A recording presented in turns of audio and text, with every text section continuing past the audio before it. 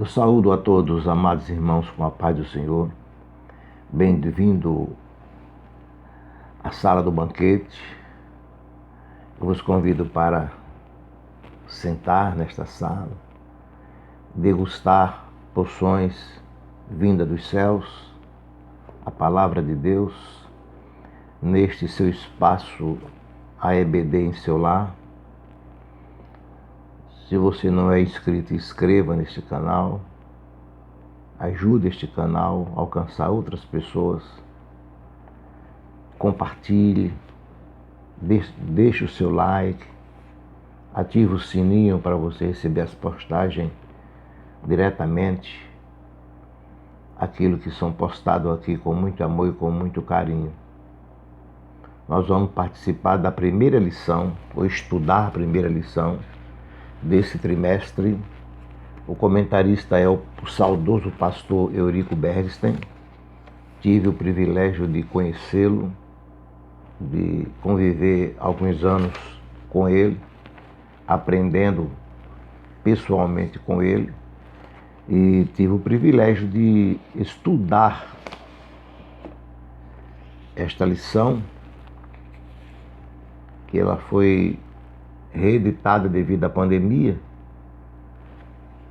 e o saudoso pastor Eurico nos deixou um grande legado, não só como missionário, mas como um grande e excelente professor. E a lição, a revista, ela tem um título muito importante, nos momentos em que nós estamos atravessando, as dificuldades que são imensas. Quando ele fala sobre a reconstrução de Jerusalém e o avivamento espiritual como exemplos para os nossos dias. E o título é Os Princípios Divinos em Tempo de Crises. É o que nós estamos vivendo, quase o mesmo título que ele deu. Chamava-se Avivamento, uma necessidade nos dias atuais. Isso é, na edição dela, 1993, que ela tinha um título ainda de Lições Bíblicas, Maturidade Cristã. Muito boa. E estamos não digo só de parabéns, mas somos abençoados. Então, a primeira lição, ela tem um título dizendo: Daniel ora por um despertamento. O nosso texto áureo está no livro na carta do apóstolo Tiago, capítulo 5, versículo 16, que é o caminho. Ninguém é perfeito. Ele diz assim: confessai as vossas culpas uns aos outros e orai um pelos outros, para que sareis. Está doente, ferido, sara, confesse. A oração feita por um justo pode muito em seus efeitos. A verdade prática fala assim: o crente dedicado à oração pode exercer, veja que coisa maravilhosa, exercer influências no céu, na terra e até contra os poderes malignos que permeiam a nossa vida, a nossa sociedade. Nós estamos fazendo aquele focados na EBD, e amanhã nós falaremos sobre a última referência, a qual já foi postada hoje. A nossa leitura em classe está, leitura bíblica, né? Lógico, em Daniel capítulo 9, versículo 1 a 3, o capítulo 6, versículo 10, o capítulo 2, 17 a 19, e Esdra capítulo 1, versículo 1 a 5, que nós assim vamos ler no discorrer dessa lição. O objetivo geral dessa lição é conscientizar os alunos, que cada um de nós devemos estar conscientizados sobre a necessidade de estudar a palavra, e orar em busca de um despertamento proveniente de Deus nesses dias trabalhosos que nós estamos enfrentando. Então esse é o assunto, o objetivo geral da lição. A nossa introdução, o querido e saudoso pastor Eurico, ele usa duas referências bíblicas com o propósito de dar ênfase à necessidade do cristão brilhar como a luz e resplandecer no meio de uma geração corrompida e perversa. Uma geração que está sem Deus, sem paz, mergulhada no pecado. Aí a ênfase que ele dá nas duas referências, ele mostra que essa luz que precisa brilhar em nós, que nós devemos ser a luz do mundo, e ser o destaque, não para trazer essa luz para nós, mas que nós possamos emitir a luz de Cristo em nossas vidas. Não é aquela luz opaca, estática, sem brilho, sem reluzir, sem resplandecer, sem chamar a atenção, porque nem toda luz chama a atenção. A gente passa hoje nas cidades iluminadas, mas sabe qual é a estratégia que os comerciantes fazem? Ele bota uma luz piscando e todo mundo observa, para, quando ela está ofuscando. Aí lê a mensagem que está escrita naquela placa, no adesivo. Então que nós possamos ser esta luz que possa atrair esta geração ao arrependimento. Esse é o nosso maior desafio no mundo perdido, ser essa luz. E veja bem que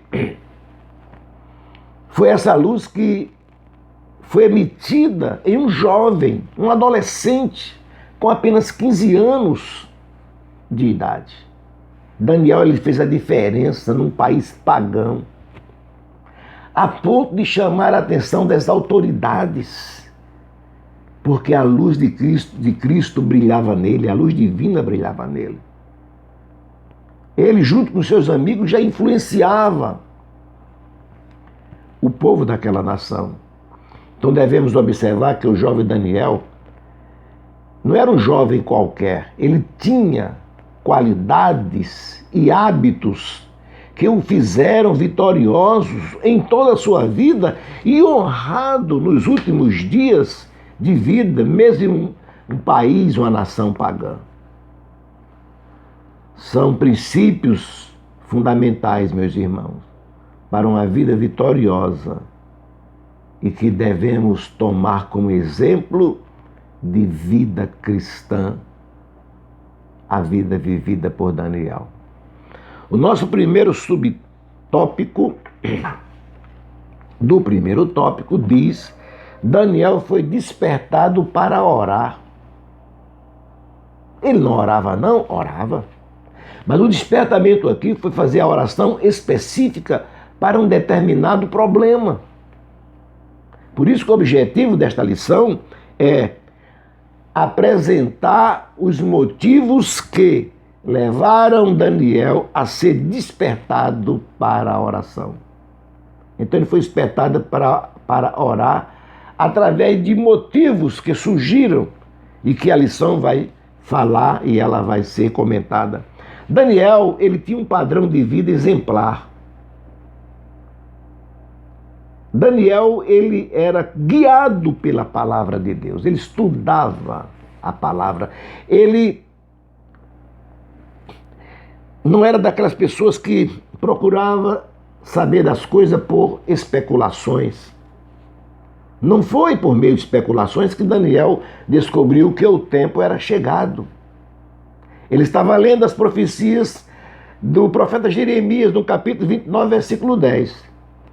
Normal, era a leitura diária. E de repente eu imagino, parece que eu vejo, quando ele descobriu, ele leu que os 70 anos que Deus tinha designado para o povo ficar lá no cativeiro, tinha se cumprido, estava no término, tinha acabado. Então Daniel, ele tinha a Bíblia, ou seja, a palavra de Deus, como o marinheiro tem uma bússola, ou a bússola. E por esta razão, no capítulo 9, versículo de 1 a 3, ele diz, está aqui na nossa Bíblia, quando ele fala o seguinte, ele diz, no primeiro ano do seu reinado, ele se referia ao filho, o Dario, filho do rei Assuero. No primeiro ano do seu reinado, ele disse, eu, Daniel, entendi pelos livros. Quer entender alguma coisa? Vá para a Bíblia. Um dia desse eu estava falando que Jesus disse, olha lá para a figueira e para as outras árvores, que eu disse, olha irmãos, a figueira e as outras árvores significa a figueira Israel, as outras árvores, a nação. Ah, pastor, que coisa eu não sabia. Vá para a Bíblia. Tem a Bíblia como seu manual. Então ele disse que no primeiro reinado do rei Dario, que era o filho de Assuero, ele entendeu pelos livros que o número dos anos, ou seja, a quantidade de anos, que a falar ao Senhor, ao profeta Jeremias, em que havia de se cumprir, aí ele diz, as desolações de Jerusalém era de 70 anos. Ele leu. Um adolescente, ele chegando lá não se corrompeu. Daniel não via nenhuma perspectiva de mudança. Tudo era normal, ou seja, estava tudo ali, parecia que o povo de Deus jamais sairia do cativeiro. Mas uma coisa, ele não se acomodou. Também não se levantou contra as autoridades. Não como hoje. Hoje todo mundo quer se levantar contra as autoridades. Quem resolve o problema do Brasil, vamos falar da nossa nação, não é nenhum político. A igreja não depende de político e a política depende da igreja. Quem vai resolver o problema da nação não é um pastor lá no Senado Federal, na presidência da República, assumindo algum ministério,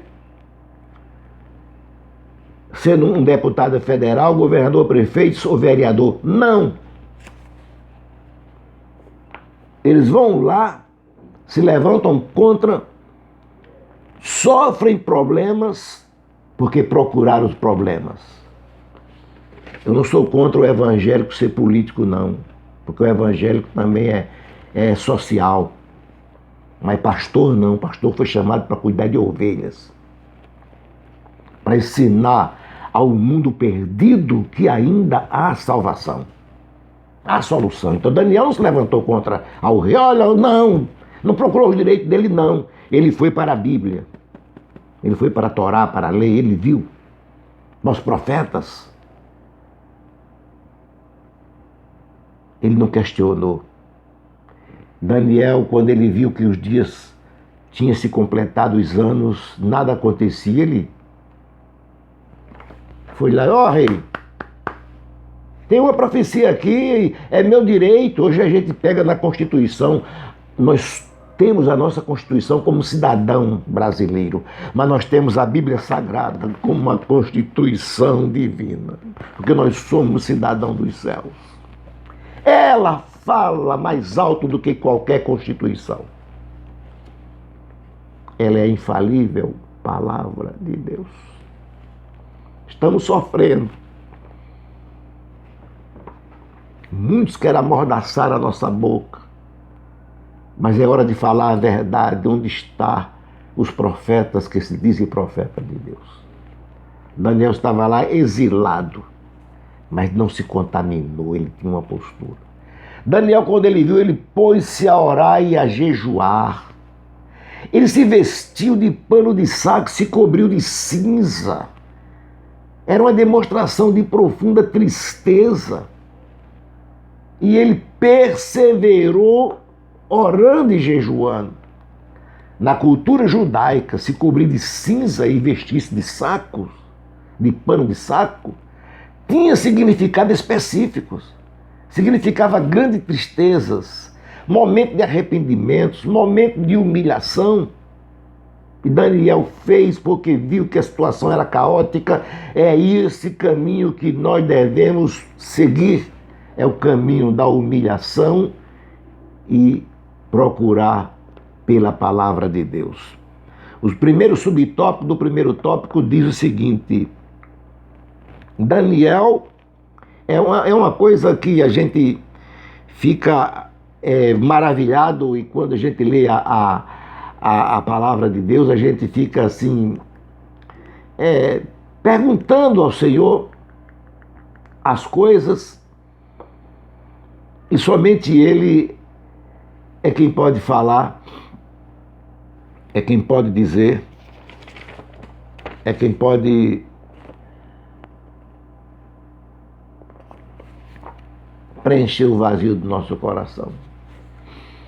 O segundo subtópico do primeiro tópico diz: Daniel vivia uma vida consagrada a Deus. Significa que Daniel tinha uma vida entregue por completo a Deus, sem reserva.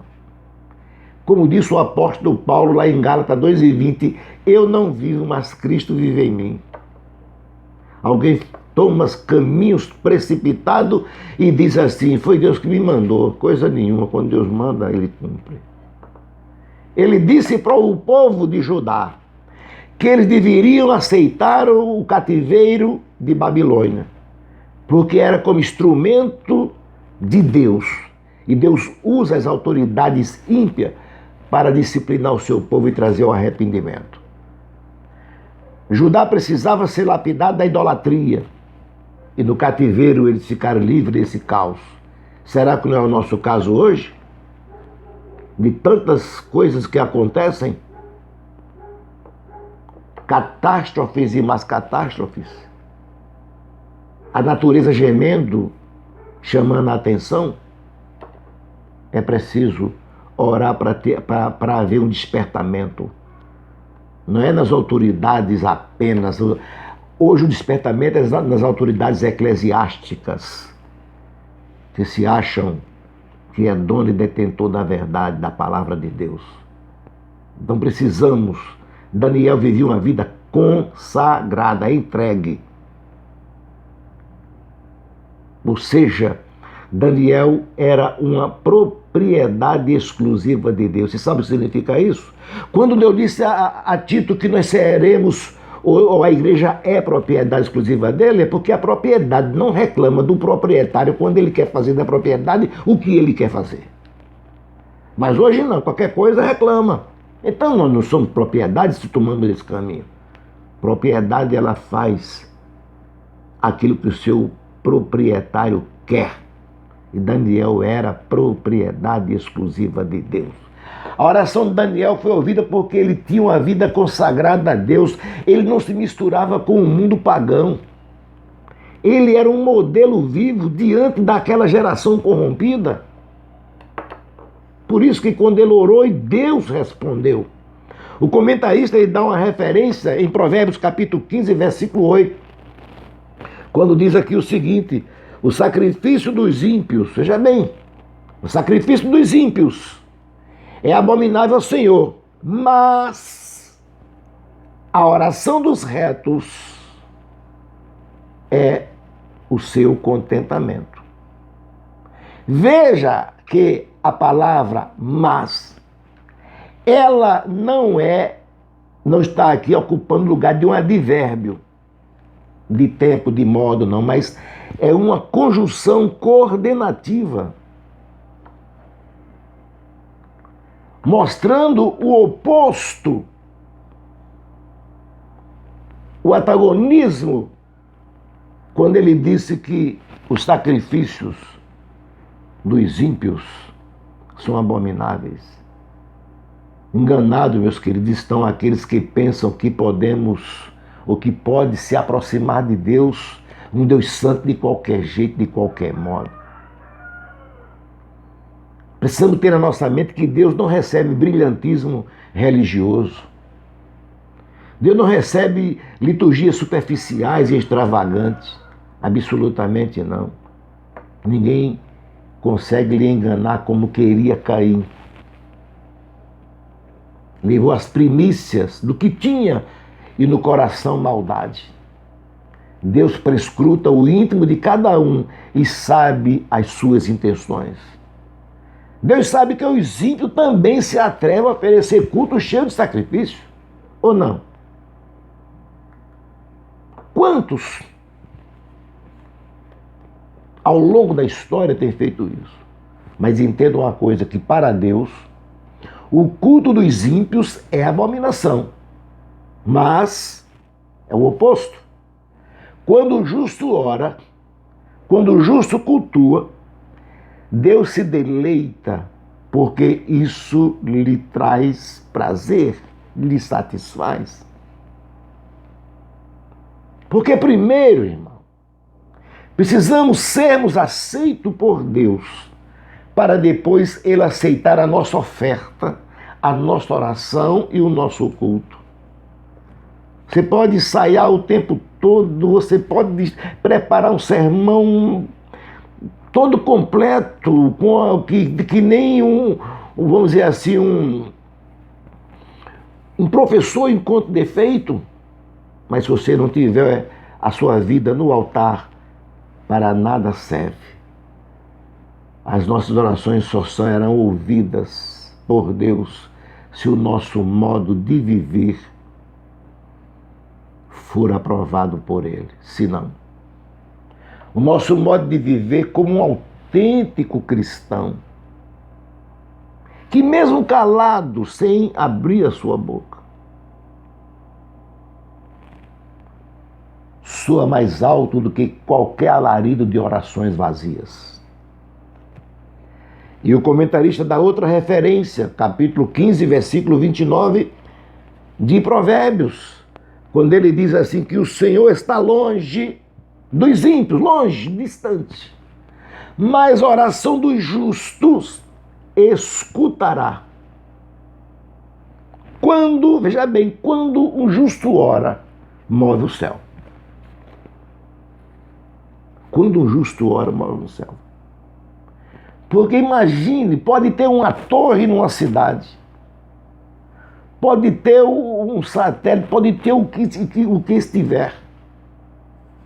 Uma torre mais alta numa cidade repleta de filósofos, dos melhores, da qualidade de Sócrates, de Cícero, de Platão, de Zenão, outros.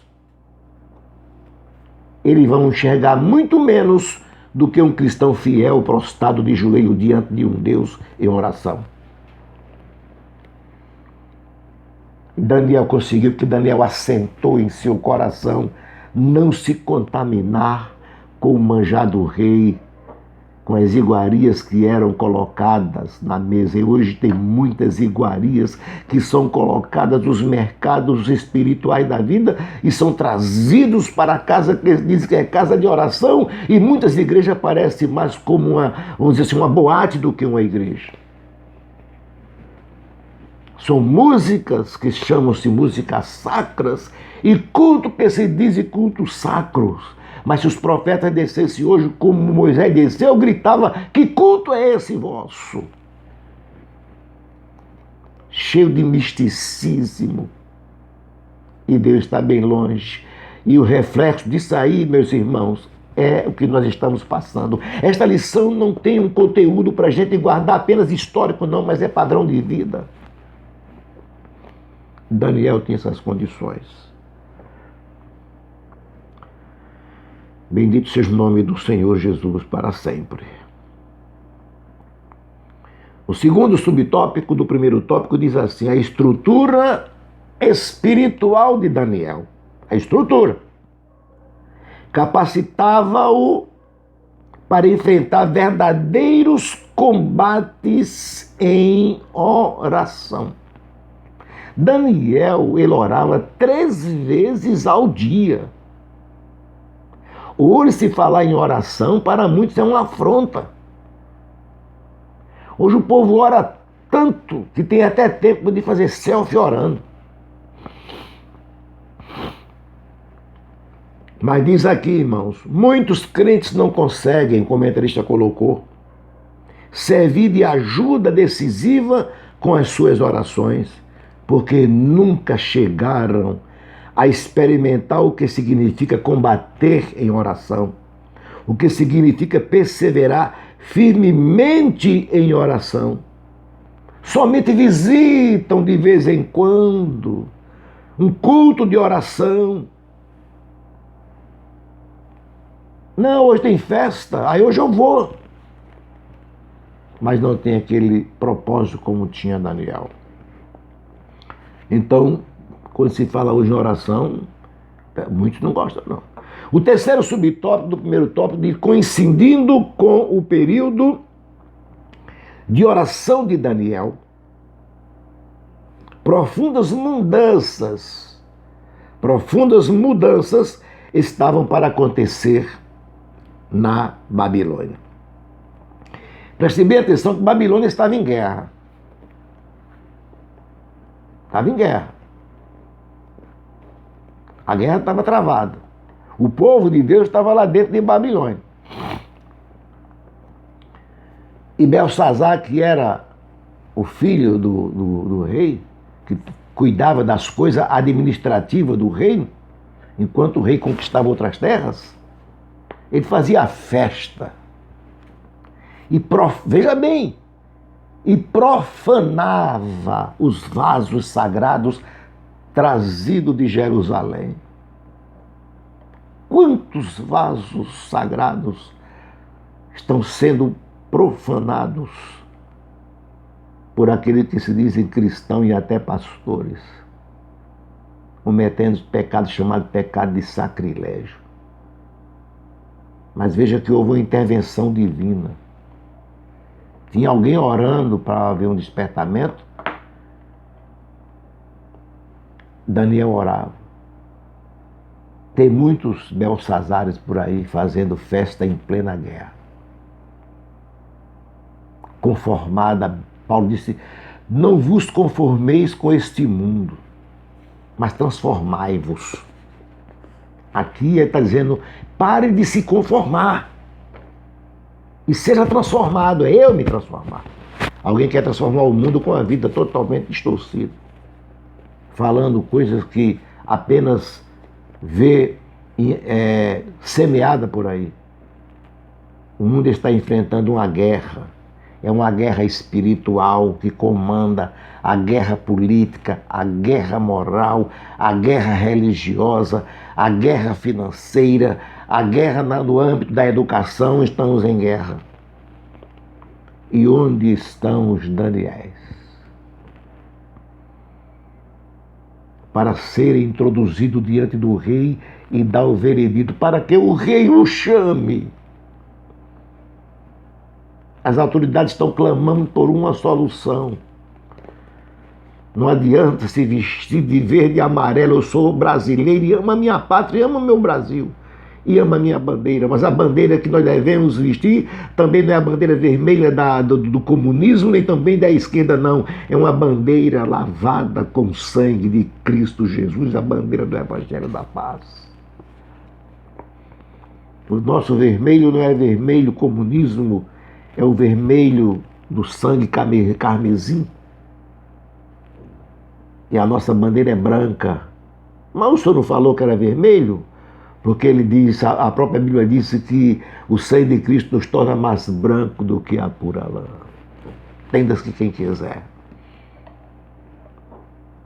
Então precisamos, o mundo precisa, a autoridade precisa. Precisamos, meus queridos irmãos, rever os nossos conceitos diante do Senhor. A mão está pronta para escrever na parede. Deus chamou a igreja. Deus nos chamou para influenciar o mundo e não para sermos influenciados por ele. E o mundo hoje está influenciando a igreja. O mundo está ditando agora para as denominações. A igreja vem sofrendo perseguições lentamente. Alguém diz que não. A lei do silêncio. Quantas igrejas foram autuadas? Em pleno culto chega uma autoridade com um documento e entra na igreja e diz: eu quero medir aqui o decibéis. É porque a igreja, chamada denominações, deixaram de ser um organismo vivo para ser simplesmente uma organização preocupada com status políticos e eclesiásticos. Eu sei que muitas pessoas não vão gostar do que eu estou dizendo. Pouco importa. Eu devo somente a Deus a minha salvação. Precisamos rever os nossos conceitos. Esta pandemia vai passar. Em nome de Jesus, porque Deus está dando mais uma oportunidade à sua igreja. Nós vamos ler agora o segundo tópico, a resposta às orações de Daniel. Já vimos antes que Daniel só esteve em alerta porque era homem de oração. Estava ali atento.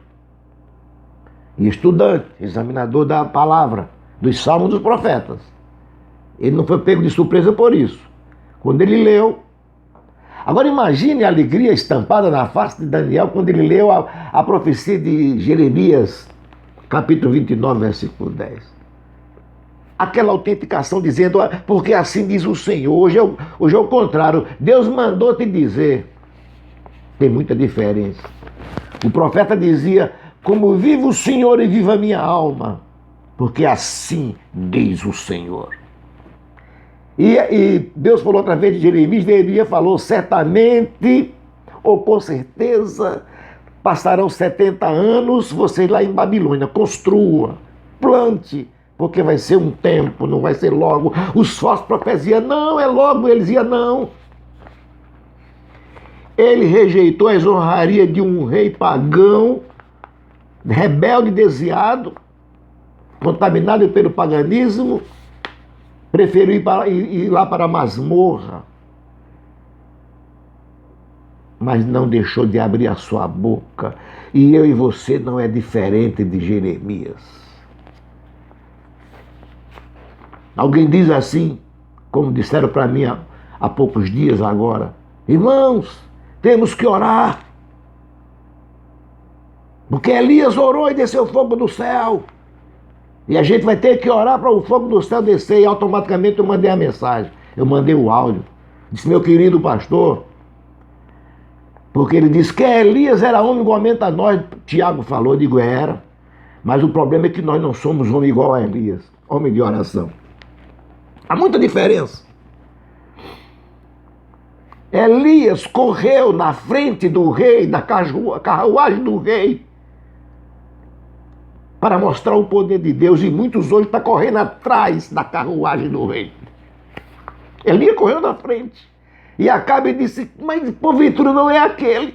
Porque quando Deus ele age na vida do homem, ele te leva você diante das dificuldades da vida. Estamos lidando com a palavra de Deus. E glorifico o nome do Senhor. Sinto a presença dele. E Daniel, eu creio que ele, não sei se ele riu, se ele gritou, não sei a reação, quando ele disse assim: olha, certamente, com certeza, viu?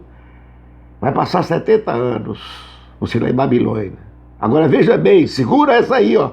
Ele disse: mas vos visitarei e cumprirei sobre vós a minha boa palavra, tornando a trazer-vos a este lugar. Vocês estão saindo daqui, mas vocês vão voltar para cá, como quem diz, porque eu, o Senhor, falou. É maravilhoso. Não há explicação humana.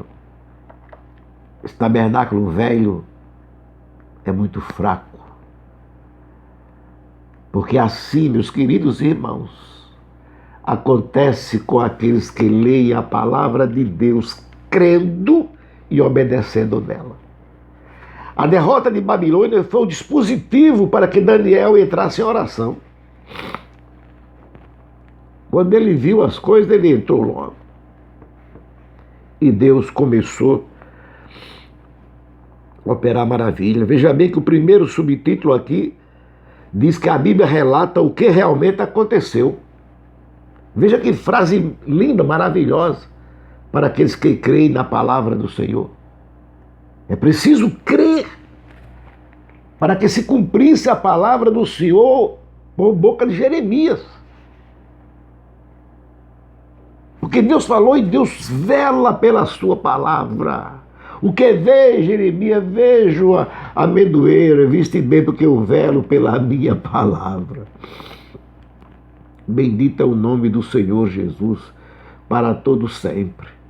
Somente Ele, meus irmãos, para que se cumprisse a palavra do Senhor por boca de Jeremias. O espírito do rei Ciro foi despertado pelo Senhor. Deus vai lá no âmago do homem. Não adianta ir superficialmente, não. Ciro era como instrumento que já estava afinado para ser tocado. Deus chamou ele de ungido. No capítulo 45, versículo 1 de Isaías, diz assim,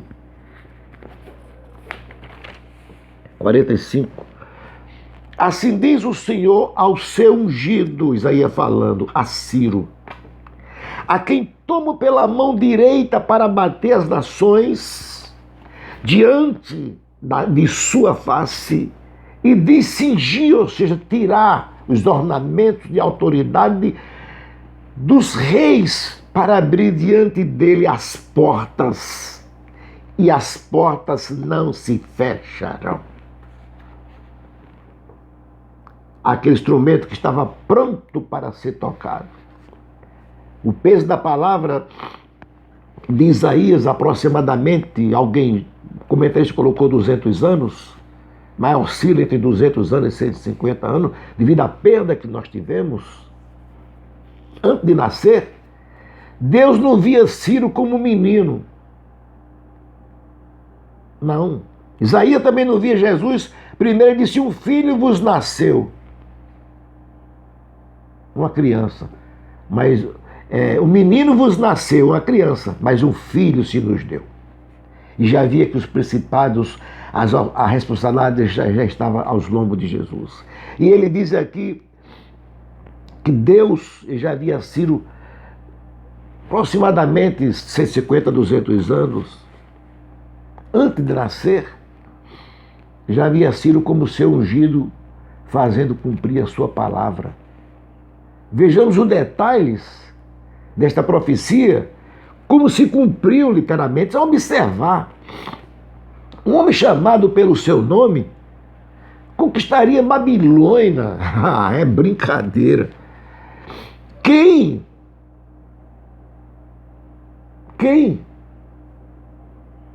É isso? Quem?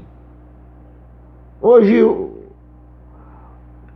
vamos dizer assim, um grupo de pessoas assusta o Brasil todo. Porque eles legislam as leis, eles fazem o que querem, porque a igreja não orou ainda. Então Deus disse que ele conquistaria Babilônia, ele libertaria o povo judeu que estava lá. Está em Isaías 44 e 28. Parecia uma loucura pela fortaleza que a cidade tinha. Eu creio que até mesmo os judeus jamais acreditaria. E Deus falou o seguinte, ó, na sua palavra. Que digo de Ciro? Ninguém entendeu quem é esse. É meu pastor e cumprirá tudo que me apraz, que agrada a Deus. Dizendo também a Jerusalém, ele falou, tu serás edificada, e ao templo tu serás fundado. Um detalhe que se cumpriu literalmente. Ele disse no capítulo 44, versículo 27, que o rio Eufrates se secaria, abrindo caminho para o exército. Como? Ele diz aqui, ó, que digo a profundeza, seca-te, e eu secarei os teus rios. E aconteceu. Isso serve para que a gente possa se alegrar, olhar para os céus e dizer, Senhor, tem misericórdia de nós. As muralhas eram cercadas por profundos fossos. Eram aqueles fossos que antigamente tinha estádio de futebol, muito maior, muito mais profundo. Eles recebiam águas com a abundância do rio Eufrates. O rei Belsazar, junto com o povo, estava em festa, profanando os vasos que tinha trazido de Jerusalém por Nabucodonosor. Eles tinham confiança na segurança da cidade. Os portões estavam, a cidade estava trancada, tinha fossos. E o acesso era impossível aos olhos humanos. Mas veja a profecia que nós acabamos de ler, que digo a profundeza, seca-te. E veja bem que ele disse, e eu secarei os teus rios. Lá fora Jerusalém, ou seja, de Babilônia, bem distante de Babilônia. Alguém disse que Ciro foi um estrategista. Nada, foi Deus. Ciro foi o instrumento. Acontece comigo e com você se colocar na mão dele. Os homens de Ciro, eles desviaram o curso do rio Eufrates. O nível da água baixou, e mais ou menos com a água, um diz que é na coxa, outro no joelho, não importa, os soldados caminharam pelo rio até os portões. Então os portões estavam lá, então o fosso garantia, então entraram, encontraram pouca resistência, capturaram Babilônia. Pouco tempo depois Ciro libertou os judeus em cumprimento da palavra, voltando novamente para Jerusalém, exatamente 70 anos depois de terem sido deportados. Essa palavra é verdadeira. Não tem como. Por isso, no subtópico, o segundo subtópico, do segundo tópico, de conforme a declaração de Ciro, estava cumprida a promessa divina através do profeta Jeremias. A declaração é concernente a Esdras, capítulo 1, e versículo de 1 a 3, que diz, todos os judeus seriam libertados para voltarem a ajudar caso quisessem. Muitos nem queriam, tinha prosperado lá. Estava libertado, porque Deus ele fala e ele cumpre. Receberam permissão para reedificar o templo. Toda a despesa da construção do templo poderia ser retirada dos tributos. Não mandava mais lá para a Babilônia. E os vasos que foram trazidos de Jerusalém, que foram profanados, o rei Ciro deixou aos cuidados de Zorobabel, nomeado governador dos judeus pelo rei Ciro, para serem transportados de volta para Jerusalém. Esse é o Deus que nós cremos, confiamos. O terceiro tópico diz assim, o resultado de um despertamento proveniente de Deus. Primeiro subtítulo, o rei Ciro foi despertado em seu espírito. Eu creio que não foi somente o contato que ele teve com Daniel. Eu creio que além do contato com Daniel, o Ciro recebeu o investimento direto de Deus, como aconteceu com Cornélio. Se não, vamos atribuir a honra a Daniel. Daniel tem a honra aqui de ser um crente de oração, um adorador, mas foi investimento. Porque, irmãos, por mais influente que o homem seja diante da sociedade, se não houver uma ação direta de Deus na sua vida para casos específicos, nada acontece. Veja que a palavra diz que despertou o Senhor, o espírito do rei. Ciro. Não estou desconsiderando a ação de Daniel. Ele orou para que se cumprisse a profecia. Mas o despertamento já estava determinado por Deus. Houve uma ação direta de Deus. Por isso precisamos identificar pelo menos as 7 ações de Deus. Deus, ele tem a sua ação executiva, ele executa jamais. Ele disse, Jonas, você vai lá para Nínive. Jonas, tá bom, senhor, mas eu vou para Tarso. Ele fez toda aquela situação e ele teve que ir para Nínive. Amém? A ação executiva de Deus, a ação preditiva, ele preveu, profetizou pelos profetas e aconteceu. A ação diretiva, ele dirige. A ação permissiva, ele permite que as coisas aconteçam em nossa vida para trazer como lições. Mas também tem a ação consentiva. Ele consente, ele diz, vai, pode ir. Pode fazer isso que eu estou com você. Mas também ele tem a ação corretiva. E também tem a ação controladora. E nessa ação controladora ele se espalha mantenedora, sustentadora, de tudo. Ele é o Senhor. Então precisamos separar para que a gente não possa tirar a honra devida ao Senhor Jesus.